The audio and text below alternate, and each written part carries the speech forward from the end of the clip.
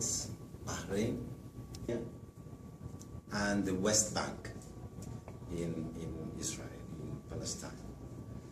And a couple of years ago, we turned to be more than 2,000 Rotarians in Egypt with around 80 clubs. So we were separated.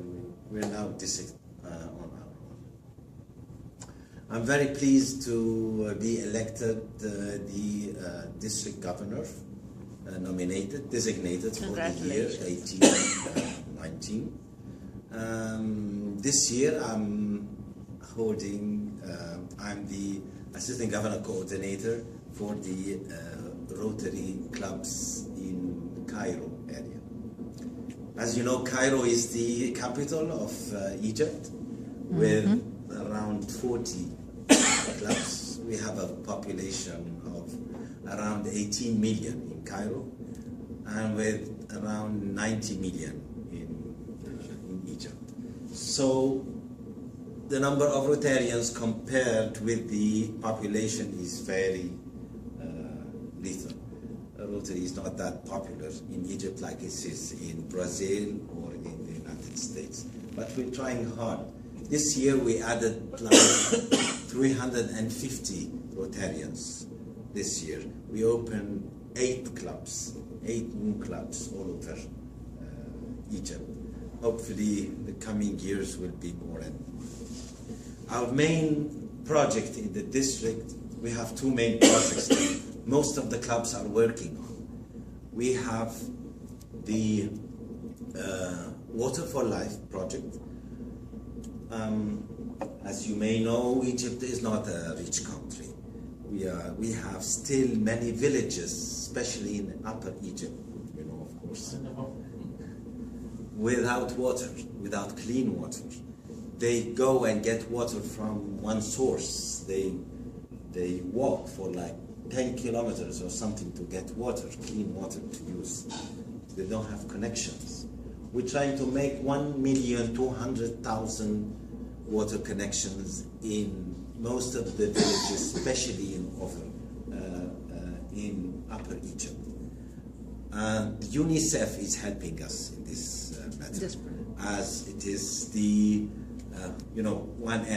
one of the 6 areas of focus: childhood, motherhood, and childhood. So they're really interested in this project. They got us other partners to financially support the project.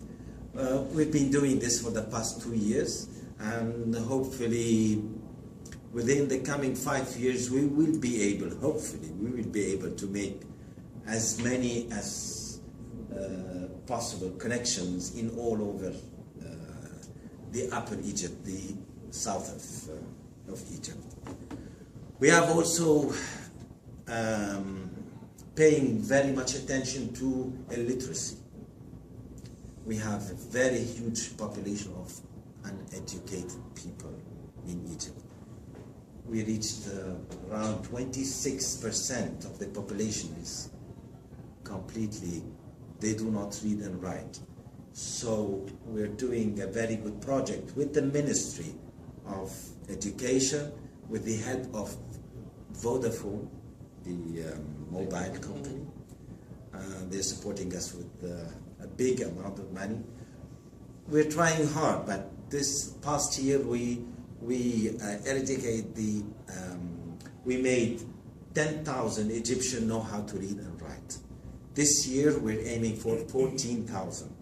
Of course, this is a small one, but we're trying. It's just we're pushing. The good thing is 10,000 people that didn't read before. Oh, this is one of the major projects that we're doing in the district. Concerning my club is in Cairo. It's called Kasr, Nilo, and we are 37 members. We have very, let's say, more practical projects that we're working on. We're working on a project called Children's Right to Sight. Unfortunately, because we don't have many public hospitals that are very well equipped for making, especially for making eye surgeries for the children. Lots of children, they lose their sight because they did not make the operation before the age of 6 months, or within 6 months from they were they got the what do they call glaucoma and these diseases. For very young children, they have only 6 months. If we don't make the operation, they are going to lose their sight for good. Some parents don't have like $500 for this operation. So we're trying to help as much as possible. We did 370 operations last year with the help of one of the very important banks in Egypt. He supported us financially. They donated a big amount of money. And this is one of our signature projects. We're doing also an employment fair attended by 10,000 graduates, young graduates from all over the country. We get like 80 different national and multinational companies putting their vacancies for these young graduates. We're trying to make them hire as much as youth as they can. This I mean, a very small show. We do lots of projects actually in Egypt. You know, Egypt is not a rich country, and most of the yes, most of the Rotary clubs all over the world, especially in Europe or in the States or in Canada, we are their projects. I mean, our problems are their projects, and we have lots of help from other Rotary clubs. To the grants. Said. Yes, with grants. They call it global grants. Global grants, yeah. Right now. Concerning your speech, which I found very interesting, really, Thank you. What I found Rotary different than other organizations that work in the same way is that Rotary,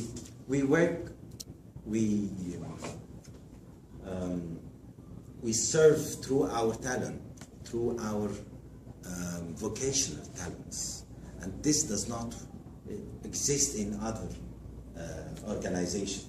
Anyone can join the lines. Anyone can join any other organization, but not Rotary. Rotary, you have to have a special. You are a leader in something, and you can serve your community through your knowledge, through your leadership, through your special skills and talents. This is just in Egypt, because here it's not the same. No. Well, it should be all over the world. You know, vocational service is the main avenue of service in Rotary. This should be the case always. That's why we have you have to have such a number of professionals in each area, and we don't accept more than one, or sometimes so other clubs more than two, depends on the rules of the club. And that's the intention, to limit the professionals and have the spread for a variety of professionals for serving the community. Exactly, you're absolutely right. Yes.